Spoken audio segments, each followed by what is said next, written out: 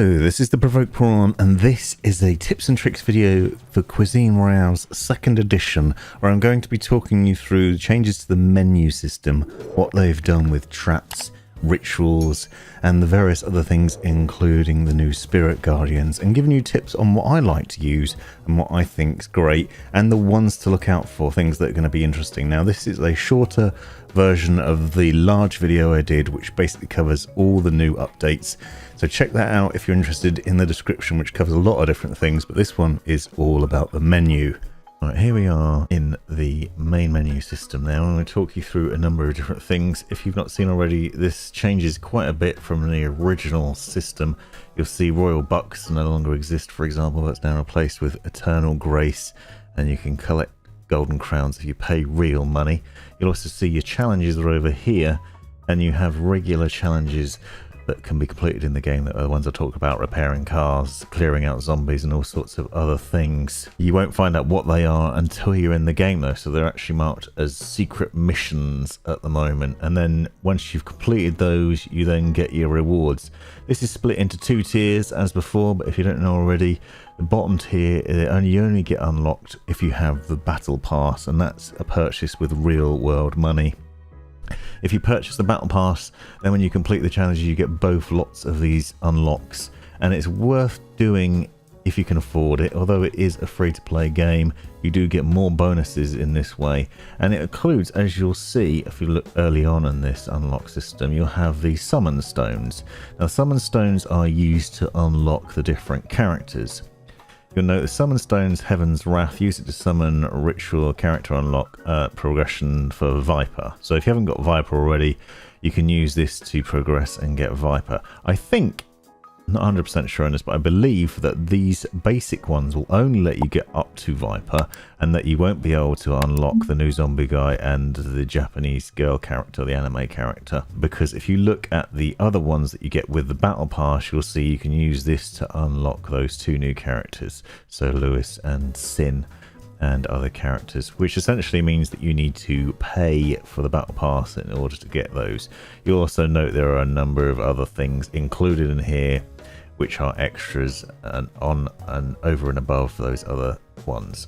Now, if you go into customization, we'll also talk about each of these to go through and discuss the changes and how they work.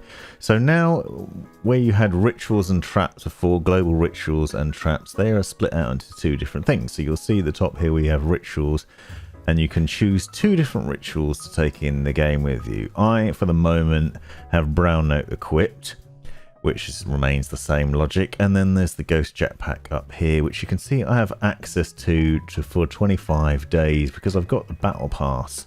I believe I haven't unlocked this yet in the customization options, and therefore I get the chance to play with it, but then 25 days if I don't have the Battle Pass, I'll have to buy it again, or buy the Battle Pass again in order to use it. But you'll note there are a number of other ones here. Another new one is the Ritual of Killing Sun, which is basically the opposite of Sun Eclipse. It makes the sun really bright, and it does a little bit of damage to you unless you're hiding in the shadows. It's a bit of an odd one.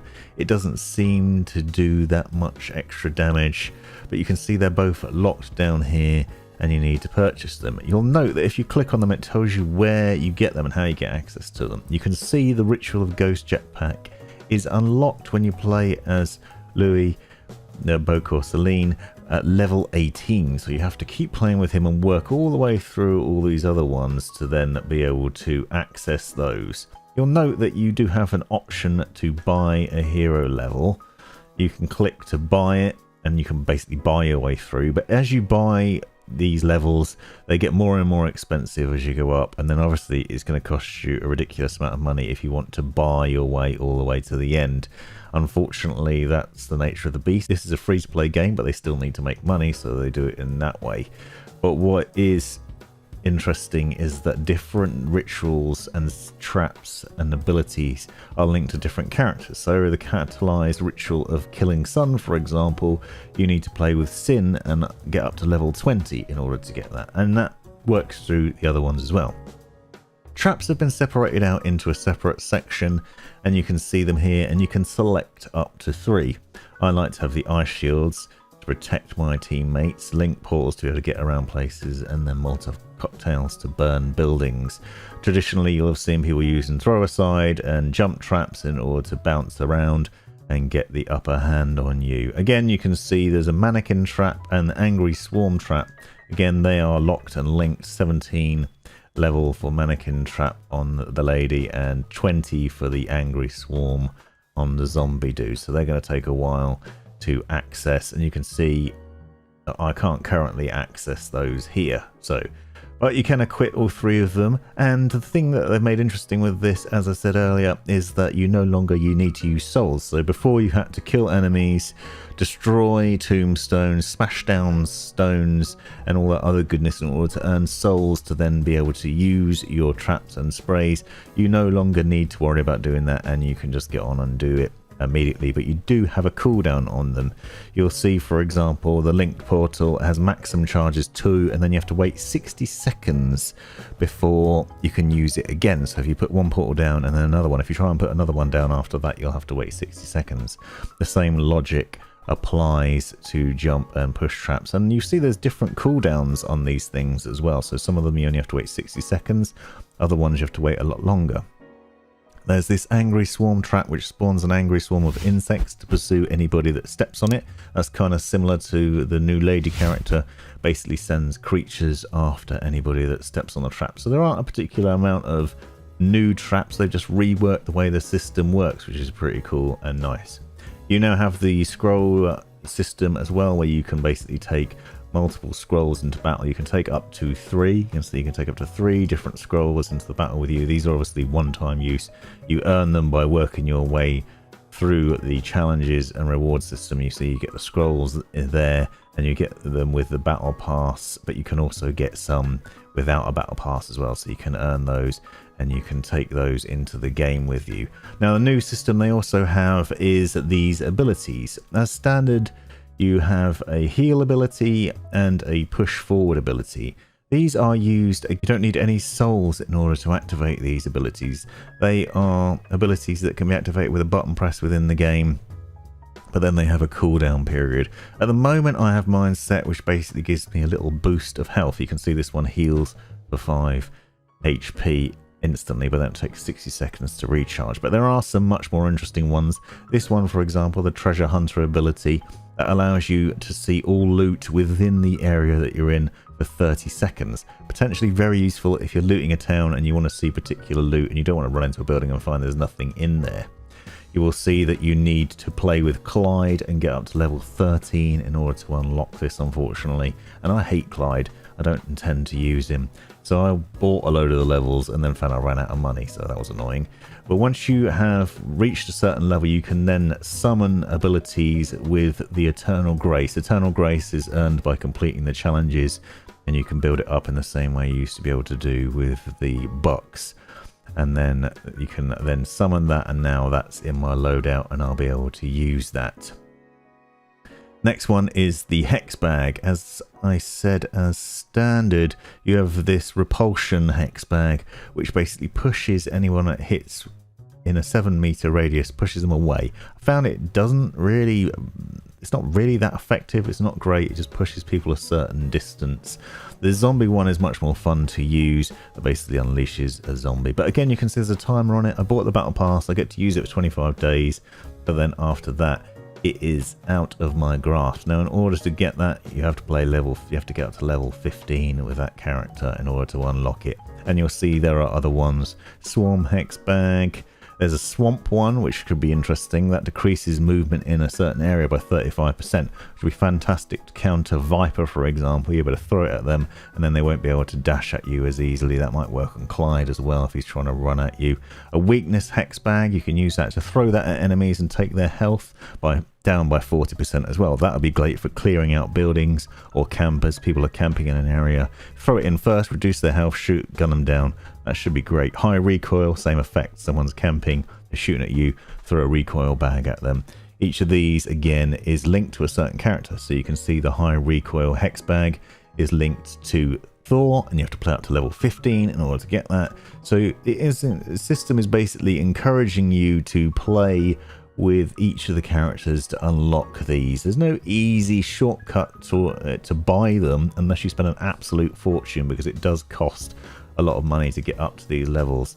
Unfortunately, you can see I've been playing Annie for a long time, and obviously anything that I've unlocked previously in previous seasons is still here, which is great. So I have the grenade trap, for example. I have the cactus gravestone. I've had them for ages, and you'll note that it says this item can be used by any hero as well. You'll see the silence hex bag is linked to Annie, but you'll note that it requires you to play up to level 16 in order to unlock it, but then it can be used by any hero once it is unlocked. Tombstones was another thing they've changed. It used to be that certain tombstones only held a certain amount of souls. Now they all hold a decent amount of souls, so they'll take some amount of souls back into the battle with you. Spirit Guardian is a new thing they've changed. This is essentially a passive ability you can see here.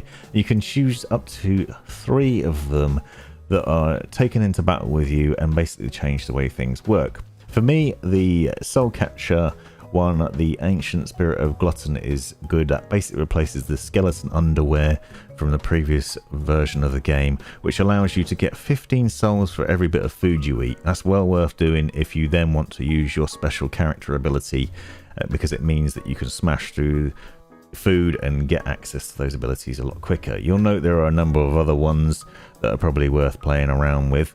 See, for example, you can get 100 souls at the end of each ritual, assuming you survive, or 15 souls for every 60 seconds spent in the battle, or souls for the kills. You can also do things with the Gambler one, for example, stop grenades dropping out of slot machines. There's one here, the Spirit of a Killer, which reduces the active cooldown of ability and traps by 33% for each enemy you kill. So if you're good at killing and you're getting a lot of kills, you can use that one to stop the cooldown from having such an effect on you. You still will have that cooldown, but it's worth knowing. You can see there's an improved version of that, which reduces it by 50% for each enemy you kill, but you need to get up to level 20 with Thor in order to access it, so it's going to take a while. The other one I'm using at the moment is the Spirit of a Hero, which gives you a 10% reduction on the cost of your special ability, so it costs me 10% less to use my zombies than it would as standard. And there's an advanced version of this which costs 20% less, but in order to get that, you need to get to level 20 with Clyde. Some of these things are going to be tricky because I hate playing with Clyde, so it's going to be a bit of a pain for me to get to those levels. You'll also see there's another couple of other ones that are potentially interesting. You can see the Spirit Walker one, for example, reduces cooldown of abilities and traps by 25%, and this one reduces the active cooldown of abilities and traps by 10% for each bit of food you consume. And because you can have one from each section up to 3, you could potentially link the 2 food ones together and therefore get souls for each time you eat food, as well as reducing the cooldown of abilities. So interesting basically to combine those things. The other things, the hats and the outfits, the masks no longer have an effect anymore. They're all literally just for cosmetic purposes. They don't have any impact on the game where they used to previously. The weapons I was talking about earlier, you can see that you have a variety of different weapons to choose from. I have the short katana here, which is accessible for 25 days. Also, because I purchased a couple of the packs, you basically get other weapons. They've changed the melee weapons, and you can see how effective they are as well. It tells you down here, for example, the effectiveness against armor for the bat is 70%, and it does 20 damage, and it has a range on it. So, like the striking weapons like the hammer has good effectiveness against armor, but is slow to strike. And they're good for smashing in doors, whereas something like the katana is absolutely useless against doors, I've found, but slices faster. And then some of these also look like a lot of fun. I really want this metal pipe, but you have to play with Viper to get up to level 14 to do that, so there's quite a lot of changes. One thing that I will quickly note, and I'm hoping that they did this for me, but probably didn't, is there is now a shrimp talisman. This has been the Provoked Prawn. Hope you found this video useful. Let me know in the comments if you've got any questions. Check out the other video I did on the zombie character, and I'm going to do some other videos shortly. So stick with me and let me know what you think about the new name for Cuisine Royale. Thanks for watching. This has been the Provoked Prawn. Thanks for taking the time to watch this video. Hope you found it useful, interesting, hilarious, or all of the above. Be sure to check out the description for other information you might find interesting, and subscribe and watch these other videos as well that I think might be useful to you, and have a great life.